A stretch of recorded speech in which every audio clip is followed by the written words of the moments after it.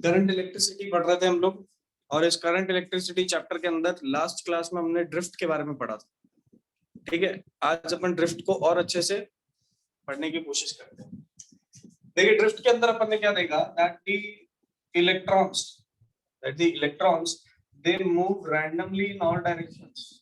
Electrons क्या करते हैं, रैंडमली हर डायरेक्शन में एक कंडक्टर के अंदर मूव करते रहते हैं, लाइक दिस। ठीक है, इस तरीके से रैंडमली हर डायरेक्शन में the conductors the electrons they move. ठीक है, अब ये यहाँ पर मैंने ऐसा जिगजैग पैटर्न क्यों बनाया, तो इलेक्ट्रॉन एक जगह से चलेगा, दूसरी जगह जाएगा, टकराएगा, फिर इधर आएगा, टकराएगा, फिर इधर आएगा, टकराएगा, फिर टकराएगा, टकराएगा, कोलिजन्स होते जा रहे हैं इलेक्ट्रॉन्स के बीच में। Electrons they collide with each other, बहुत ज्यादा कोलाइड करते हैं एक दूसरे से, और कोलाइड करने की वजह से अपनी डायरेक्शंस को हर कोलिजन के बाद बदलते रहते हैं। ठीक है, यही चीज यहाँ पर भी ऑब्जर्व की गई कि इलेक्ट्रॉन एक कंडक्टर के अंदर रैंडमली मोशन हर डायरेक्शन में शो करता रहता है, इसके कारण वो अपनी डायरेक्शन को काफी हद तक हर बार बदलता रहता है। ठीक है, अब जैसे ही आपने उस पर्टिकुलर कंडक्टर को, ठीक है, ये तो कब हो रहा था, ये तो जब हो रहा था जब कोई बैटरी नहीं लगा रखी, कुछ नहीं लगा रखा, इलेक्ट्रॉन ऐसे बड़े आराम से मूव कर रहे हैं।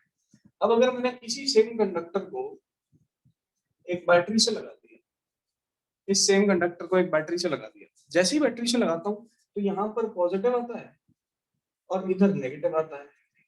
एक तरफ पॉजिटिव आ जाता है और एक तरफ नेगेटिव आ जाता है। एक तरफ पॉजिटिव और एक तरफ नेगेटिव आने के कारण से बीच में बनती है इलेक्ट्रिक फील्ड, और इस इलेक्ट्रिक फील्ड के कारण सारे के सारे इलेक्ट्रॉन्स जो है वो ऐसे इस डायरेक्शन में चलना शुरू कर जाते हैं। ठीक है, ये बात अपन कर चुके थे। विदाउट बैटरी तो ये चल रहा है, बैटरी के अंदर चार्ज पार्टिकल रैंडमली चल रहे हैं हर डायरेक्शन में, लेकिन विद बैटरी ये एक डायरेक्शन में चलने लग जाता है। इसका मतलब एट दैट मोमेंट, जिस मोमेंट पे मैं स्विच को ऑन करता हूँ या जिस मोमेंट पे मैं बैटरी को लगाता हूँ, उस पर्टिकुलर टाइम पे इलेक्ट्रिक फील्ड बनती है। तो जैसे ही यहाँ पर इलेक्ट्रिक फील्ड बनी, देखो ये जिस भी जगह पे जैसे ही इलेक्ट्रिक फील्ड बनी, इलेक्ट्रॉन जाना चाहता था ऐसे सीधा, लेकिन इलेक्ट्रॉन अपनी डायरेक्शन से डिविएट करके ऐसे निकल जाता है, और यहां देखने को मिला क्या, इलेक्ट्रॉन ड्रिफ्ट। क्या देखने को मिला, इलेक्ट्रॉन ड्रिफ्ट, ड्रिफ्टिंग हो गई इलेक्ट्रॉन्स की। और इसी ड्रिफ्टिंग के बात आज की क्लास में हमें करनी है। सो अभी का जो टॉपिक है हमारा वो ये है कि ये जो ड्रिफ्ट करने के बाद कितनी वेलोसिटी चलने लगता है, ड्रिफ्ट करने के बाद ये कितनी वेलोसिटी से चलने लगता है, हमारा ये काम रहेगा। ध्यान से सुनिए और देखिए क्या करने वाले हैं। हमने पहले ये देखा that all the electrons they randomly move in all directions। जैसे ही इलेक्ट्रिक फील्ड हम हुआ अपनी डायरेक्शन से डिविएट करके ऊपर निकलता है, तो वही चीज हमने यहाँ पर भी की कि रैंडमली हर डायरेक्शन मूव कर रहे थे, जैसे ही इलेक्ट्रिक फील्ड लगाई अपनी डायरेक्शन से ड्रिफ्ट कर गया। सो we can say in a conductor electrons move randomly in all directions।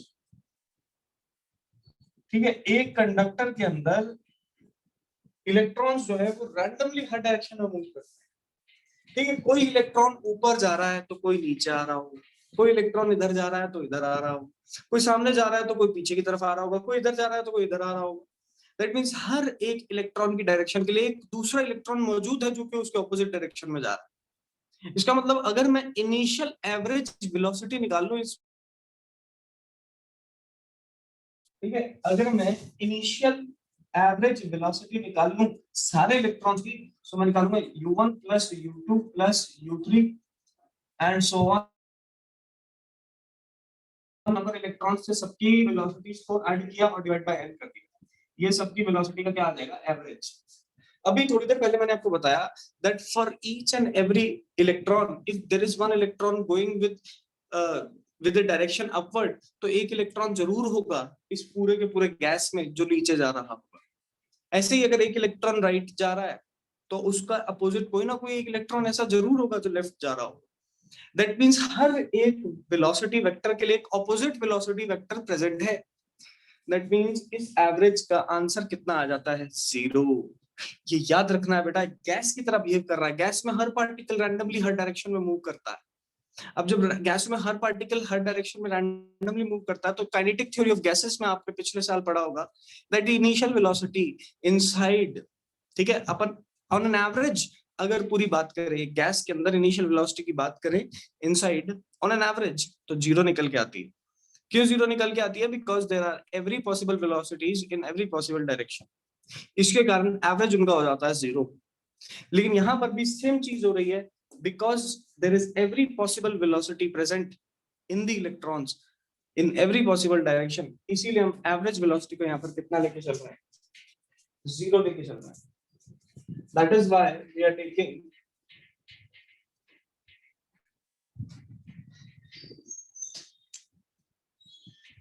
average velocity to be 0 because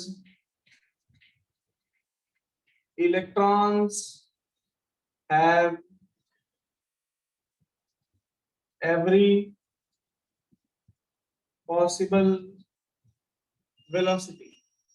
भाई इलेक्ट्रॉन के पास हर पॉसिबल वेलोसिटी यहाँ पर है, इसलिए इनिशियल वेलोसिटी अपन ने 0 कंसीडर कर ली। अब यहाँ पर निकालना पड़ेगा कि जैसे ही इलेक्ट्रिक फील्ड लगती है, खुद देखो इलेक्ट्रिक फील्ड जैसे ही आई, और ये बात तुम इलेक्ट्रोस्टैटिक्स में भी जानते हो, कि आपने पढ़ा होगा दैट जैसे ही इलेक्ट्रिक फील्ड यहाँ पर आपने मौजूद हुई, जैसे ही आई इलेक्ट्रिक फील्ड की वजह से इस पे एक फोर्स लगाओ, and force due to electric field क्या होगा? तो ये आपने इलेक्ट्रोस्टैटिक्स में पढ़ा है, force due to electric field is F is equal to charge of electron into electric field। ये आपने जरूर पढ़ा होगा, ये फोर्स होता है। कैसे निकाला? F is equal to charge of electron into electric field, या फिर हम इसको ऐसे भी बोल सकते हैं E vector is equal to F upon Q, ये आपने पढ़ा होगा। इसमें लिमिट Q टेंड्स टू 0 होता है, ये भी आपने पढ़ा होगा। That the electric field is force per unit test charge. तो यहाँ पर वहां से अपन ने फोर्स का फॉर्मूला निकाल लिया, that the force on the electron is equal to E into capital E। E क्या है? Charge of electron. Capital E क्या है? यहाँ पर मौजूद इलेक्ट्रिक फील्ड। अब यहाँ पर ये फोर्स निकल आया, न्यूटन कहता है ये फोर्स बराबर होगा मास इनटू एक्सेलरेशन के। So therefore acceleration of electrons comes out to be E capital E by M। acceleration electron का कितना निकला? E capital E by M निकला। this is the acceleration of this electron। बेटा acceleration निकल गया, initial velocity मेरे को पता चल गई 0 है, फाइनल वेलोसिटी कितनी होगी उसकी बात करने के लिए आप खुद सोचो। शुरुआत में 0 velocity average, acceleration electric field की वजह से लगा, और ये अपने पाथ से डिविएट होके एक पर्टिकुलर वेलोसिटी चलने लगा, जिस वेलोसिटी को कहते हैं ड्रिफ्ट वेलोसिटी। और उस वेलोसिटी को निकालने के लिए हम इक्वेशन ऑफ मोशन यूज करेंगे, जो कि है v = u + a × t। Now what is this v? v है फाइनल वेलोसिटी, जिसको मैं ड्रिफ्ट वेलोसिटी के नाम से जानता हूं, vd से। इनिशियल वेलोसिटी कितना है? तो ये देखो इनिशियल वेलोसिटी अभी देखा 0। एक्सेलरेशन कितना है? तो एक्सेलरेशन है E capital E by M। M क्या है? Mass of electron. And T क्या है? टाइम, जिसको मैं टाउ से यहाँ पर डिनोट करता हूँ। अब ध्यान से देखिए, क्योंकि साइन चार्ज का नेगेटिव है, तो मैं यहाँ पर एक चीज लिख सकता हूँ, VD vector is equal to minus E capital E vector by M into tau, and this is the formula for drift velocity. यही मेरे पास फॉर्मूला निकल के आता है किसका? ड्रिफ्ट वेलोसिटी का इनसाइड ए कंडक्टर। एक कंडक्टर के अंदर जैसे ही इलेक्ट्रिक फील्ड लगाई, जैसे ही इलेक्ट्रिक फील्ड लगाई तो चार्जेस अपनी डायरेक्शन से ड्रिफ्ट कर गए। जैसे ही चार्जेस अपनी डायरेक्शन से ड्रिफ्ट करें तो कितनी वेलोसिटी से चल रहे होंगे, वो वेलोसिटी हमने यहाँ पर कैलकुलेट करके बताई। ये डेरिवेशन 3 मार्क्स के अंदर डायरेक्टली आपसे पूछा जाता है। अब मैं दोबारा इसको एक बार बताने जा रहा हूँ, ध्यान से सुनो, जो भी डाउट्स हैं ऑटोमेटिक क्लियर होंगे, अदरवाइज नहीं होंगे तो उसको अपन लेंगे। Initially all the charge particles they were moving randomly, so all the charge particles were moving randomly and the electrons were colliding with each other।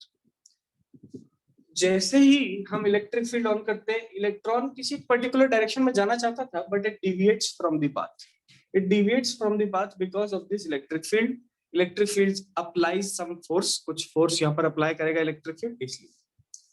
तो इसीलिए अपन निकालना चाहते थे what is the final velocity after this deviation. उसको निकालने के लिए हमने क्या किया, पहले तो इनिशियल एवरेज वेलोसिटी निकाली. इनिशियल एवरेज वेलोसिटी निकालने के लिए हमने सभी वेलोसिटीज को ऐड किया एंड टोटल को डिवाइड कर दिया नंबर ऑफ पार्टिकल्स से.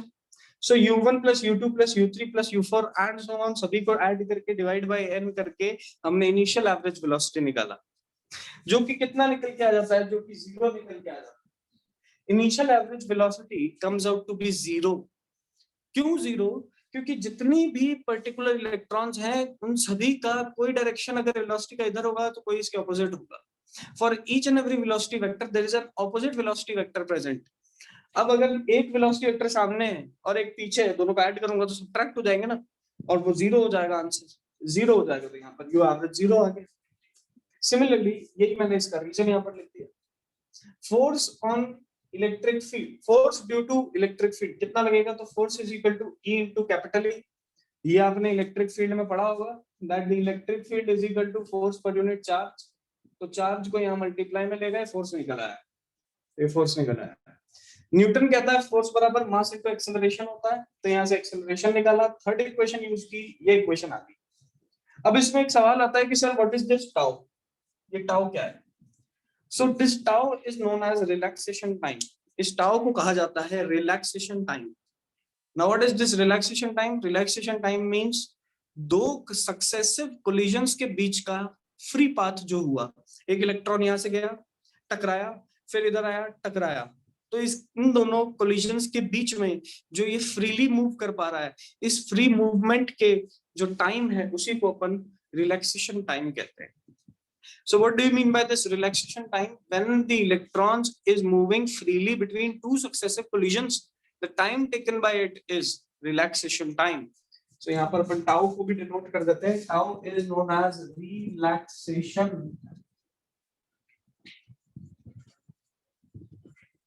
time. अब बताइए किसी को इसमें डाउट है कि नहीं, फटाफट.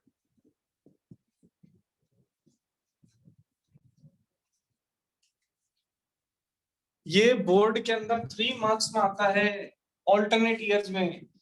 इस साल आएगा, अगले साल नहीं आएगा, फिर अगले साल आएगा, फिर अगले साल नहीं आएगा.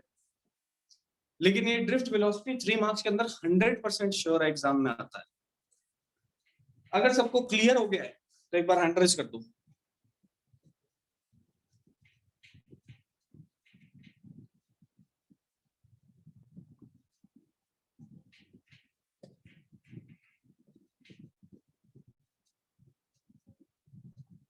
This comes in your examination in 3 marks. अभी कैसे पता, ये एक्सपीरियंस से पता है. पिछले 8 सालों से मैं तो देख रहा हूँ. आप अपने प्रीवियस ईयर क्वेश्चन पेपर्स उठाइए, कोई भी किसी भी ईयर का आपको ये क्वेश्चन जरूर मिलेगा. ये नहीं मिलेगा तो इसके अगला जो डेरिवेशन करने वाले हैं वो मिलेगा. देखो आज से आपको डेरिवेशंस भी मैं साथ साथ बताता चलूंगा कि भैया डेरिवेशन इंपॉर्टेंट है, ये डेरिवेशन इंपॉर्टेंट नहीं है. जो डेरिवेशंस मैंने इंपॉर्टेंट बता दिए वो तो करने ही करने हैं, क्योंकि वो तो ऑफ एंड ऑन आते हैं.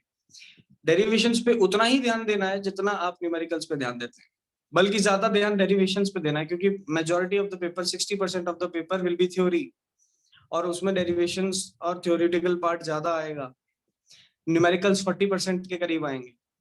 तो ज्यादा ध्यान तो बल्कि अपन को इधर देना है, न्यूमेरिकल्स पे इसके बाद देना है. और न्यूमेरिकल्स भी कौन से करने हैं, एनसीईआरटी के करने हैं, प्रीवियस ईयर करने हैं, सब्जेक्टिव करने हैं, फॉर बोर्ड्स की अगर टारगेट कर रहे हैं अपन.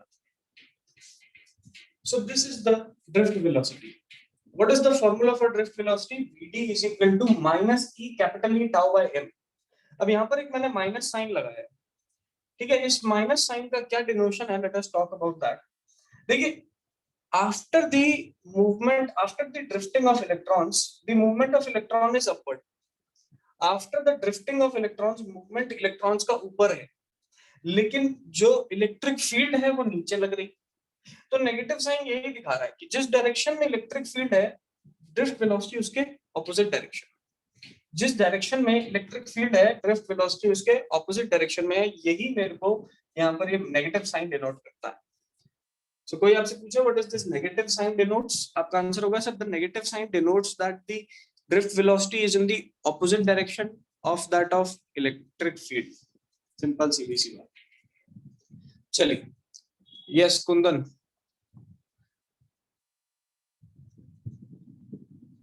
सर ये इलेक्ट्रॉन और वो पॉजिटिव प्लेट में सर कूलॉम फोर्स लग रहा है ना, इसलिए तो ड्रिफ्ट हुआ।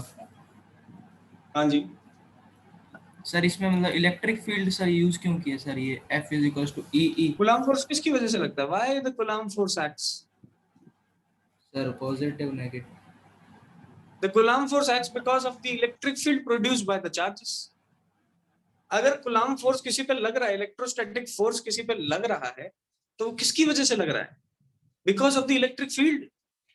एक पर्टिकुलर चार्ज अपने आसपास एक फील्ड बना के रखता है, जिसकी वजह से वो इलेक्ट्रोस्टैटिक फोर्स लगा पाता है। तो electrostatic force is the result of electric field. Electric field की वजह से Coulomb फोर्स लगता है। Coulomb फोर्स कोई एक अलग किसी क्वांटिटी नहीं है, Coulomb फोर्स इलेक्ट्रिक फील्ड की वजह से लग रहा है। समझ में आ रही है बात? तो ये जो पर्टिकुलर फोर्स है ना, ये Coulomb फोर्स ही है, ये जो निकाला है, ये जो पर्टिकुलर फोर्स यहाँ लिखा है ना, this is Coulomb force only. Clear?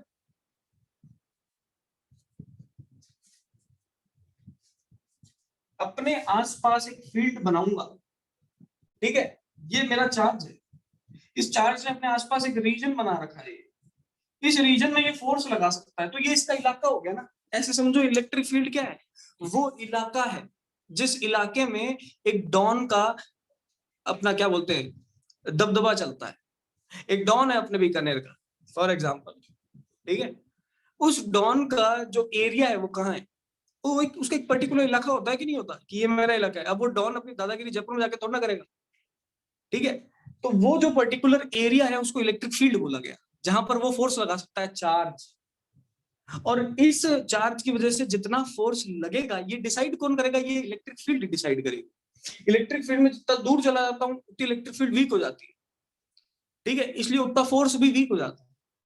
जितना चार्ज के पास रहूंगा इलेक्ट्रिक फील्ड स्ट्रांग रहेगी, फोर्स भी उतना स्ट्रांग लगेगा। और ऐसा ही होता है एक डॉन को सोचो, वी आर हैविंग एक बदमाश इन आवर स्कूल, हमारे स्कूल में एक बदमाश है, वो 12th क्लास में फॉर एग्जांपल, ठीक है।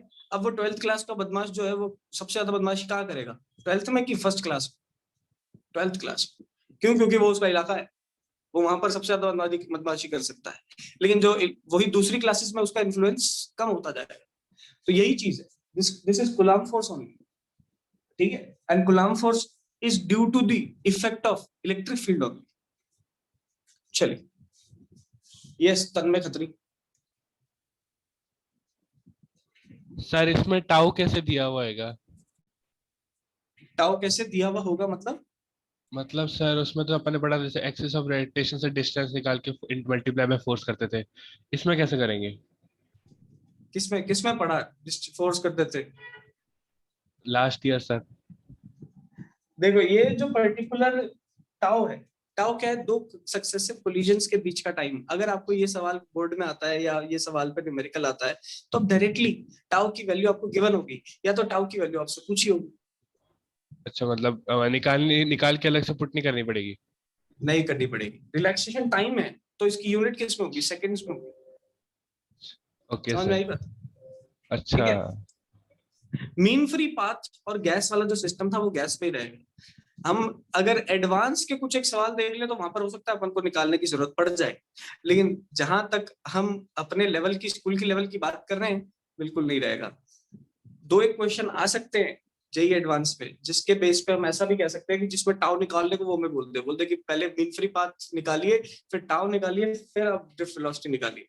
तो उसमें आपको गैस वाले कॉन्सेप्ट यूज करने पड़ेंगे, जो केटीजी वाले कॉन्सेप्ट, ठीक है। लेकिन अभी एट प्रेजेंट नहीं करने, अभी एट प्रेजेंट सिर्फ इतना ही याद है। Yes Shoaib. Good morning sir. Good morning sir, जो ये टाउ है और जो रोटेशन में हमने जो टाउ पढ़ा था टॉर्क, वो दोनों अलग अलग है? वो दोनों अलग अलग है।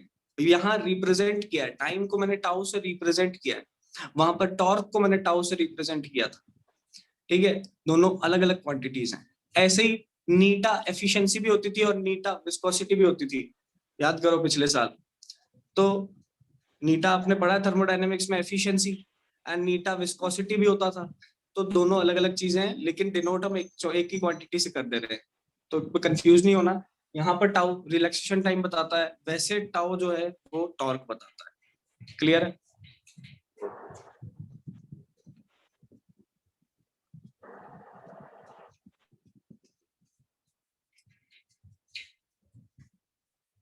देखिए, ये जो पूरा का पूरा अपन ने डेरिवेशन किया, ये derivation very very very important है। एक छोटी सी बात और करेंगे इसी डेरिवेशन में, फिर कल अपन टेम्परेचर और टेम्परेचर के कॉरस्पॉन्डिंग रेजिस्टेंसेस में क्या फर्क पड़ता है उसके ऊपर बात करेंगे। सी, इसको मैं यहाँ से रब करता हूँ। आज अपन एक फॉर्मूला बनाएंगे इलेक्ट्रिक करंट। अगर फॉर्मूला नहीं भी बना पाए तो भी आप क्वांटाइजेशन प्रॉपर्टी तो उसमें अप्लाई कर ही सकते हो। सभी को मैं मानता हूँ क्वांटाइजेशन प्रॉपर्टी याद होगी। कौन सी? Q is equal to N into E, ये क्वांटाइजेशन प्रॉपर्टी है। तो इसी ड्रिफ्ट वेलोसिटी के अंदर अगला जो डेरिवेशन बनता है हमारा, वो बनता है, देखिए ध्यान से, ये मेरे पास एक कंडक्टर, इसको मैंने पोटेंशियल से कनेक्ट कर दिया।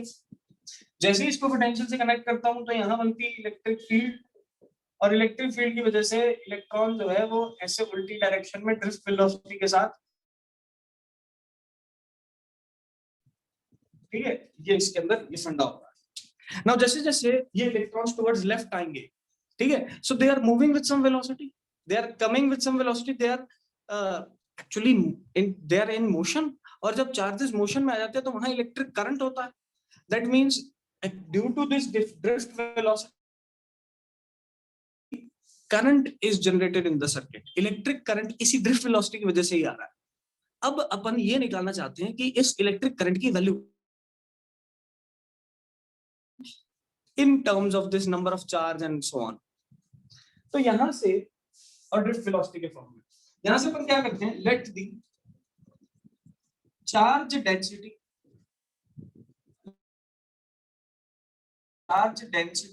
B smaller. हमने स्मॉलर चार्ज डेंसिटी मान ली। चार्ज डेंसिटी क्या हो गया? Number of charge per unit volume. अब टोटल चार्ज अगर देखा जाए इसके अंदर कितना है, टोटल अगर चार्ज इसके अंदर देखा जाए कितना है, तो टोटल चार्ज होगा Q is equal to N into E, ठीक है। और टोटल चार्ज निकालने के लिए Q इज इक्वल टू क्या करना पड़ेगा, capital N total number into E। ये तो क्या है, नंबर डेंसिटी है ना। तो N की वैल्यू निकालने के लिए हम क्या करेंगे, ये तो है number of charge per unit volume, इसको मैं वॉल्यूम से मल्टीप्लाई कर दूंगा। और वॉल्यूम से कैसे मल्टीप्लाई करेंगे, तो देखिए, if the cross section area is A, if the cross section area is A and if the length is L, तो A into L क्या बन जाएगा, वॉल्यूम, और ये बन जाएगा N into A into N। This is the total number of electrons which are present inside the conductor।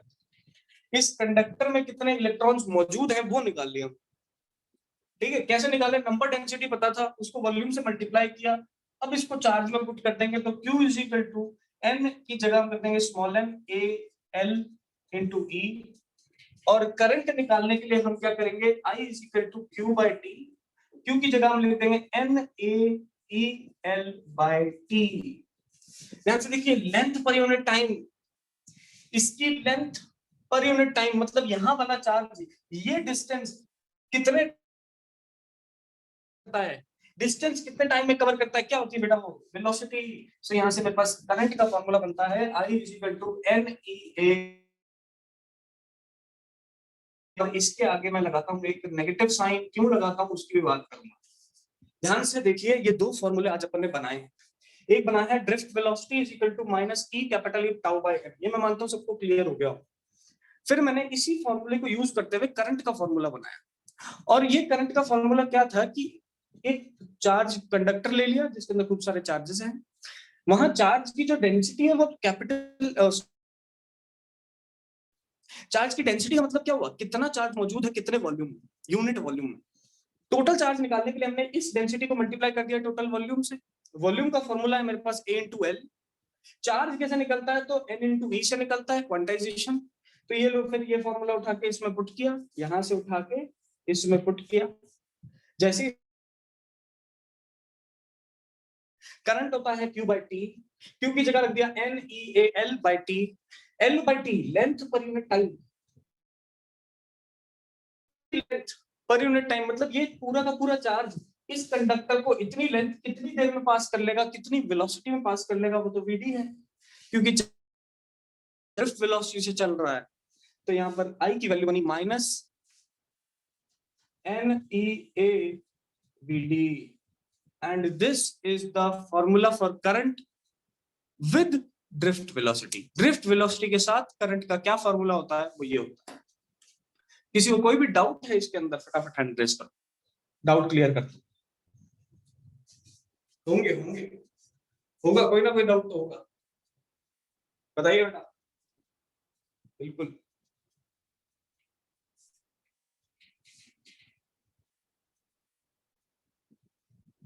Yes Singh, morning sir.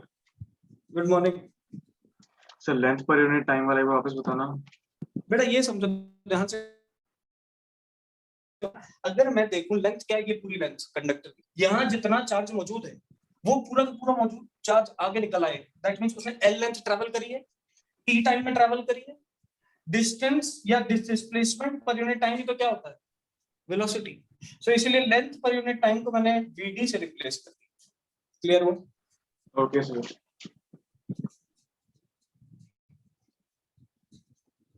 बहुत बढ़िया। Yes Vishvendra, morning sir. Good morning. Sir ये नेगेटिव में क्यों आया सर, एक बार आप ही बता। नेगेटिव, बहुत बढ़िया, मैं सोच ही रहा था कौन पूछेगा, बहुत परफेक्ट परफेक्ट ऑब्जर्वेशन। अरे खुद सोचो, ड्रिफ्ट वेलोसिटी है इधर, लेकिन जिस डायरेक्शन में इलेक्ट्रॉन चलता है करंट की डायरेक्शन तो ऑपोजिट होती है, करंट तो इलेक्ट्रॉन के ऑपोजिट होता है, ये बिल्कुल Yes, सही, sir. परफेक्ट। तो करंट की direction is opposite to the direction of electrons, तो ड्रिफ्ट वेलोसिटी अगर इधर है तो करंट की डायरेक्शन ऑपोजिट होगी। समझ में आई बात, इसीलिए माइनस लगाया है। बिल्कुल सही विश्वेंद्र, बहुत बढ़िया।